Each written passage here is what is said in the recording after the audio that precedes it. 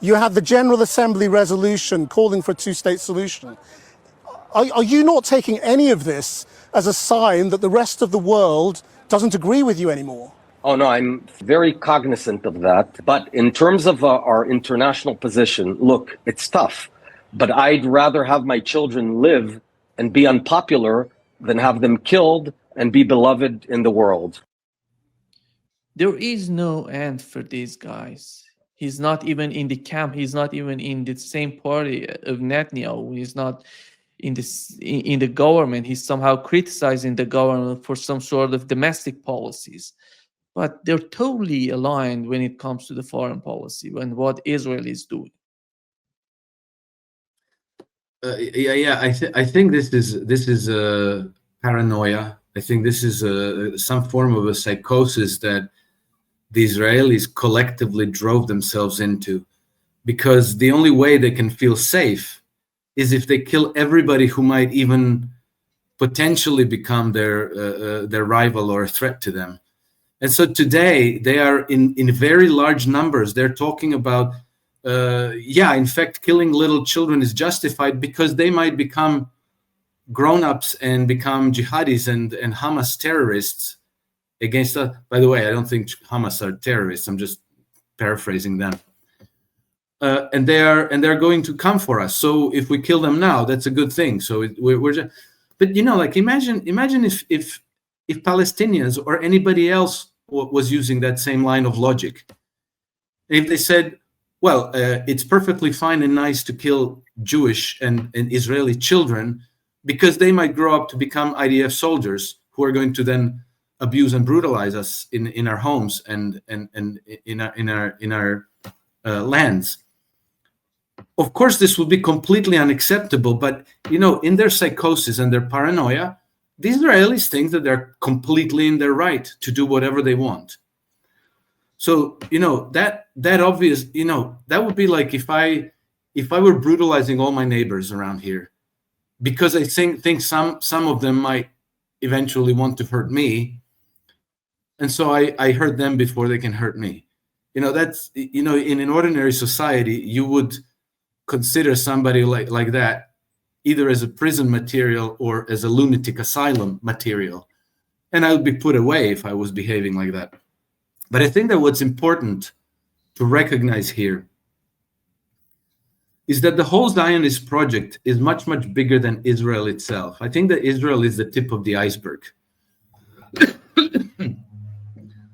The whole project is extremely extensive, and it's going through all the centers of power in the Western societies, in particular, again, London and Washington and New York and so forth. And this also was partly revealed after the Charlie Kirk assassination, because, again, as Max Blumenthal revealed, there's a whole network of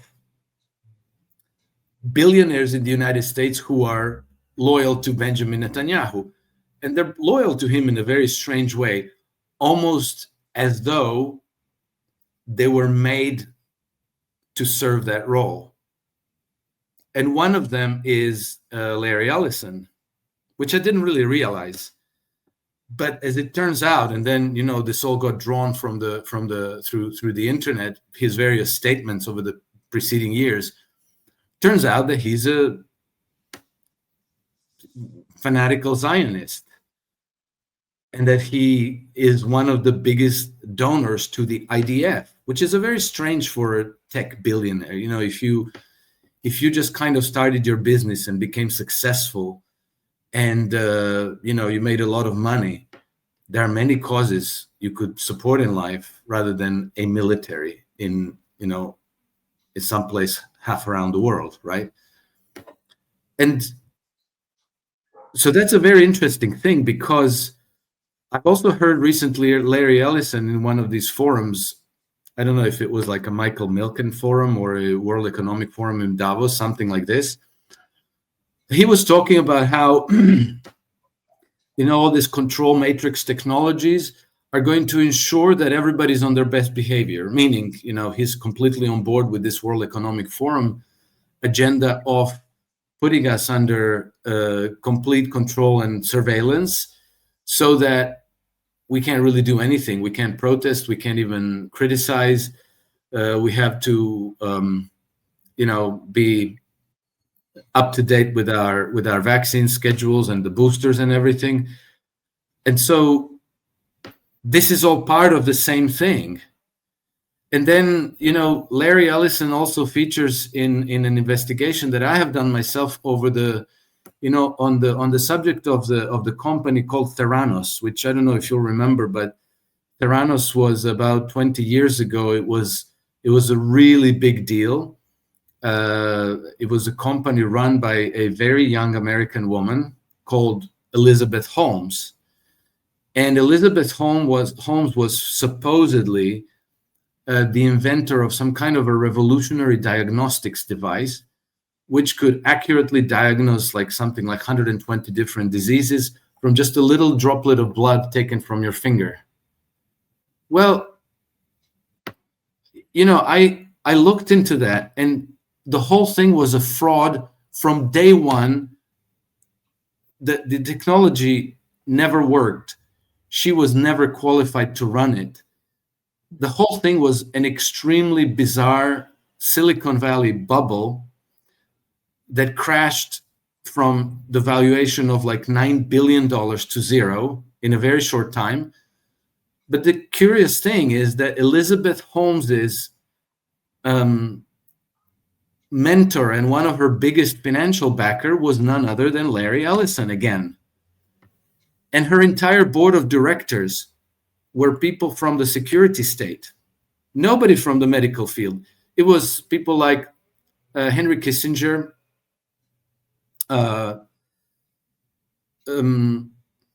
sorry, the name escapes me, but there was General Mattis, George Shultz, Sam Nunn, who was head of the Armed Services Committee in the Senate.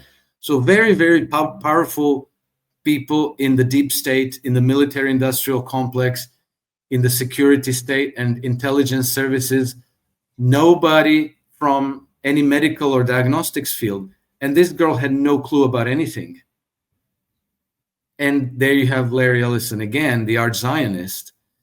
And then as I completed my investigation, it turned out that this whole Theranos thing was the preparation, very probably, it wasn't explicitly stated, it was very probably the creation of an information weapon for future pandemics that were going to be wielded against all of humanity everywhere around the world, because their objective was to be able to test 20% of the whole population weekly. So the Zionist Project, World Economic Forum, City of London, because Larry Ellison is also very close with Tony Blair, Mr. City of London, in addition to being close to Benjamin Netanyahu. And so this all seems to come together, and it always revolves around the very same cabal. And it seems to be a relatively small cabal, but they're extremely wealthy and they're extremely powerful. But as my investigation into Theranos proved, they're also extremely vulnerable, because truth tellers like Max Blumenthal, like Tucker Carlson and the like, Dave Smith, these people have the power to collapse them. And I've demonstrated that in the investigation of the way Theranos collapsed. It was this massive, seemingly invincible enterprise that collapsed because just a handful of ordinary people inside of the enterprise wouldn't shut up and continued to speak out and tell the truth, in spite of the fact that they were discouraged, intimidated, pursued, one of them to the point of committing suicide. But they prevailed nevertheless, and the thing collapsed.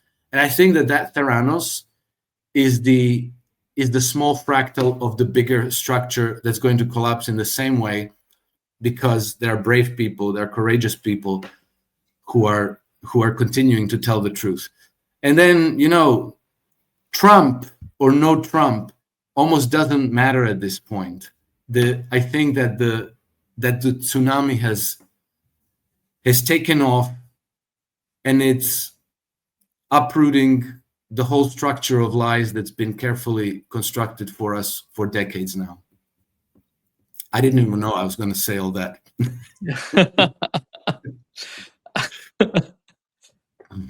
Alex, I think something was said during the interview of Tom Brock, which was somehow a warning sign for not the Middle East, but also for Russia, China, India, for all these players, for Iran. And here is what he said.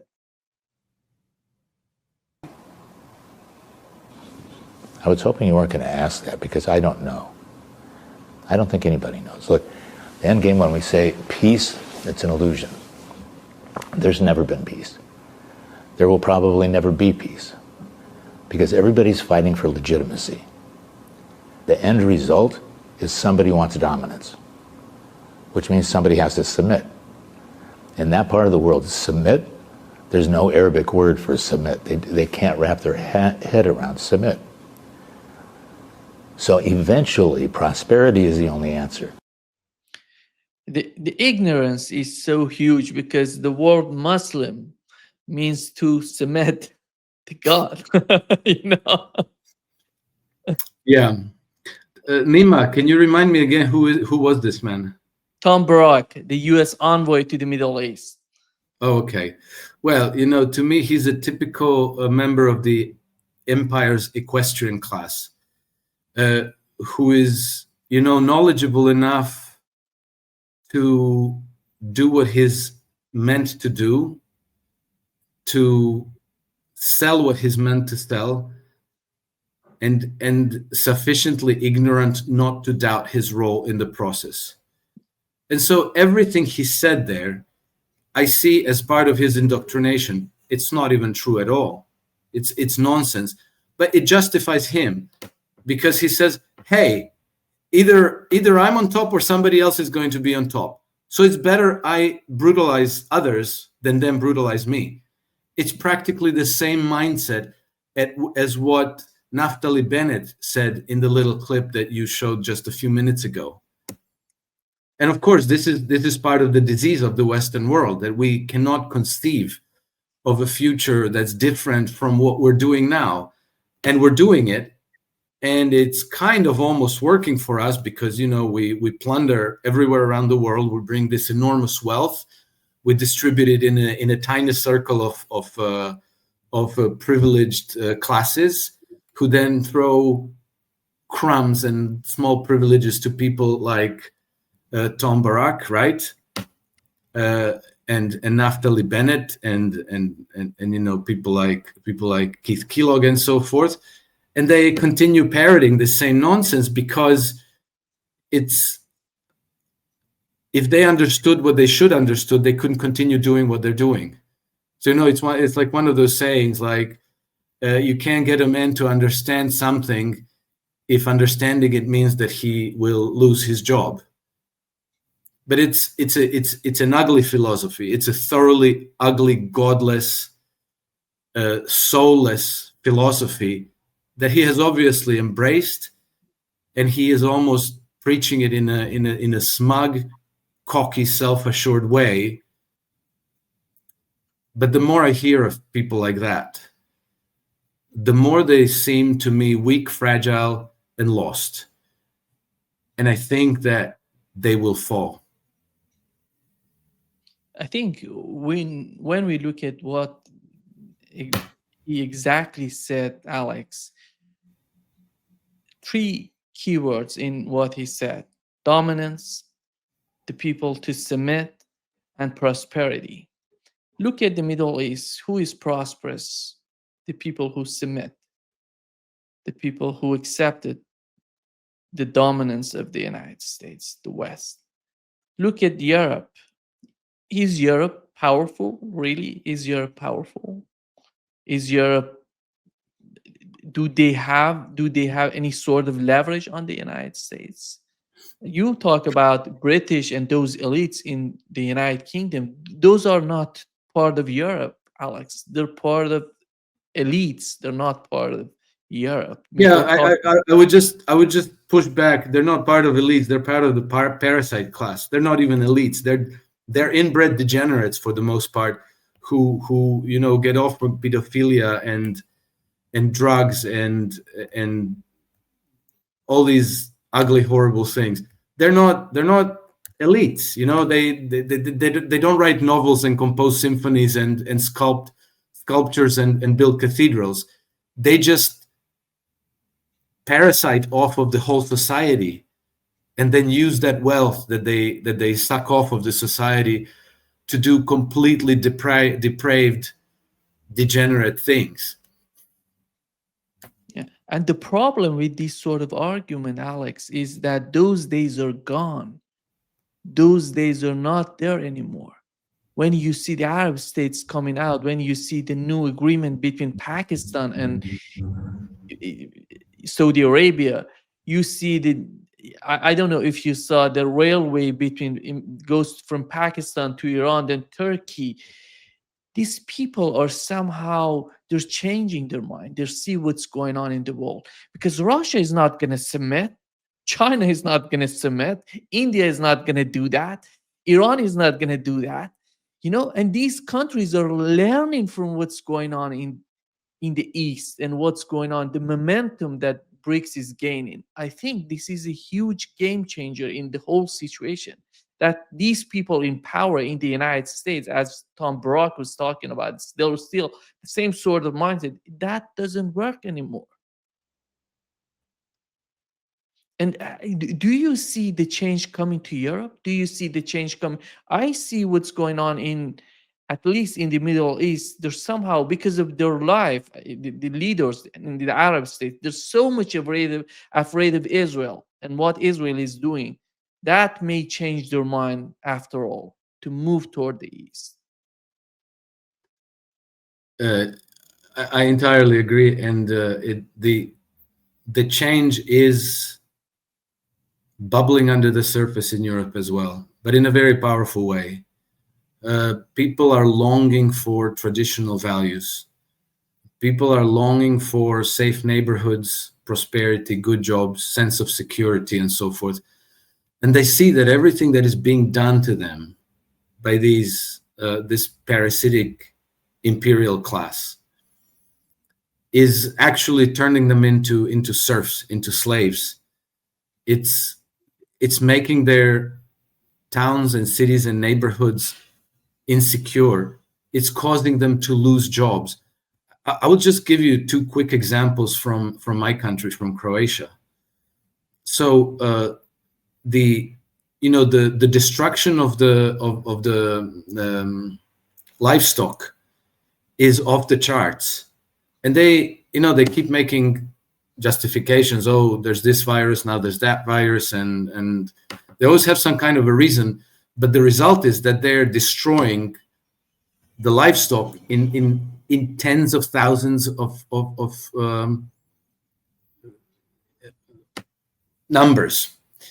And so people are seeing, not only are the farmers being crushed and destroyed, the regions that cover the farmland in Croatia is being emptied out of population. And people ask themselves, why? What for? Why are you doing all this? And they're realizing that they're running out of food, that there might be a day when there's not going to be any food in the supermarket, and people are getting nervous. And then another example is the migrations. So there's an organized system of bringing migrants to Croatia. It's been turned into a business. People make money off of this. They go around the world and they recruit them, and then they bring them over. And then the government of Croatia subsidizes companies to employ these migrants. So let's say that so far the predominant migrants that came into Croatia have been Nepalese, then Indians. Now they're changing and they say, okay, no more Nepalese and Indians. Now we're bringing in Filipinos. And so you have people going there and bringing people back. And so now if I have a company in Croatia, the government subsidizes me to hire these people, with 600 euros a month. So I get 600 euros a month to hire a migrant. And these migrants, they work for as little as 800 euros a month. So as a businessman, I get a free slave for 200 euros a month. So not free, but it's nothing. Yeah. And for some reason, our own government is doing this. And so what the Croatian people see, the Italian people, the German people, the French people, the Spanish people, they all see the same. And the anger and the revolt is gathering strength. And then you have these leaders like Friedrich Merz and Emmanuel Macron and Keir Starmer and the like, who are so extremely unpopular. They're really sitting on very thin ice. And so to stay in power, they're obliged to cancel democracy. They're obliged to interfere with people's will in every way conceivable, just to make sure that we cannot change course and that we cannot turn the situation around. But at the same time, I see that there are covert influences that are coming from the East. So apparently there are significant investments coming from places like China into European countries. And I cannot say this as a fact because I don't know, but it's just my impression and my judgment. They're not there just investing money and making business. I think that they're seeking to purge the system of these parasites, to help us overthrow them and take control of our own countries, because then with sovereigntist-oriented governments, we would be able to reorient the development of European nations away from these globalist structures and towards the multipolar integrations. We could begin to become part of the Belt and Road Initiative. We could be integrated in the SCO security structure and so forth. And I think that ultimately this is in the interest of places like Iran and China and Russia and Belarus and so forth, because rather than having flashpoints and crisis, this arch of crisis that's surrounding them everywhere, they would prefer to have peaceful, stable neighborhood. So I believe that this is being done, but we don't really know much about it in any factual way. But that combined with the real genuine grievances of European peoples, which are very, very significant and very heavy, are going to lead us to some kind of a change, hopefully peaceful change. But I think that there's a possibility that it's going to be a violent change, like a revolution type unraveling. Alex, I don't know if you saw this graph here. It shows that the car manufacturer Porsche was excluded from the DAX index due to the collapse of the company's share. And this is part of the story of Europe. And we are talking right now about Germany, one of the, I think, the most important countries in Europe. And you said Merz, but these people, in your opinion, do they really care who's running Germany as long as they can get whatever they want to get from Germany? Because look at this picture, just how unbelievable is the picture. You see two guys, nobody knew who's gonna be, the head of self-appointed president of Syria talking with Zelensky. It's, the level of what's going on, it's somehow unimaginable. If you 3 years ago we were talking about these two guys gonna get together, you would say, who's this guy? Who's al-Shara? Right now he's running Syria, and he's meeting with Zelensky. I don't see as time goes by, you see the connection, this line of connection, how they're trying to destabilize the region all over. You see, it's getting more bolder than before.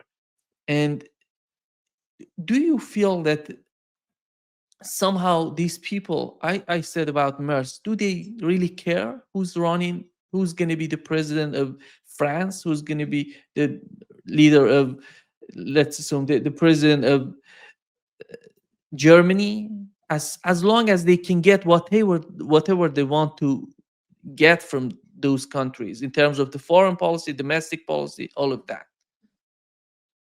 No, of course, they don't care. They just care that their agenda continues uninterrupted and unmolested. This guy that calls himself Al-Shara now, used to be called Al-Jolani, used to be head of Al-Nusra Front, filmed himself chopping people's heads off. And now he's treated as an honored guest, shaking hands with the leaders of the free world. And his colleague in crime, Volodymyr Zelensky. It's incredible, but I think it's good in the sense that these things are becoming revealed. And, you know, again, who created Al-Jolani? It wasn't just the Turks. It was the British. You know, as we know from our friend Vanessa Bili, Gaziantep, close to Idlib, is like MI6 Central in Turkey, coordinating Middle Eastern actions. We know that Tony Blair's, you know, friend of Larry Ellison, Tony Blair's chief of staff, Jonathan Powell, was tasked with this transformation from head choppers to respectable statesmen. He's been, you know, his company called Intermediate was charged with marketing of Al-Shara and his foreign minister. I forget his name. I think it's something similar. Al-Assad Al-Shibani. You know, to put them in nice suits, to train them how to deliver the talking points, to look respectable, and to, you know, kind of seduce the Western audiences, to feel good about Al-Qaeda terrorist head chopper now being in place of Bashar al-Assad in Damascus.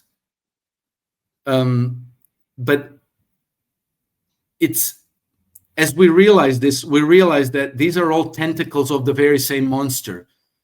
And again, you know, I like the metaphor of tsunami, because tsunami, before it hits, the water first draws out, it pulls away.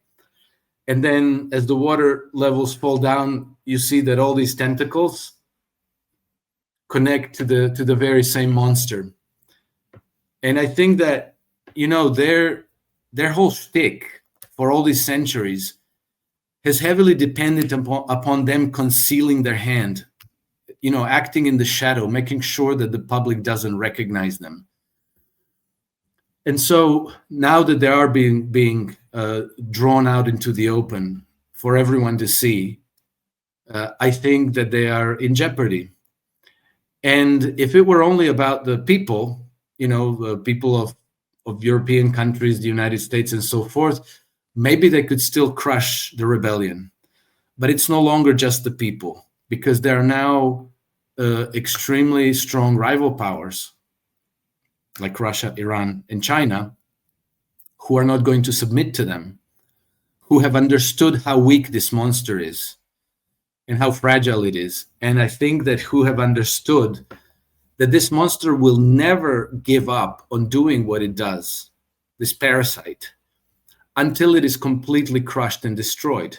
So I think that there's an awareness among the Russian leaders, among the Chinese leaders, and the Iranian leaders, at the very least, that they have to go all the way. You know, it can be, oh, we'll just take these few oblasts in Ukraine and then we're going to call it quits. I think they're going to have to continue, not militarily, but they're going to have to continue in diplomatic ways and illegal through legal means, to continue destroying this monster.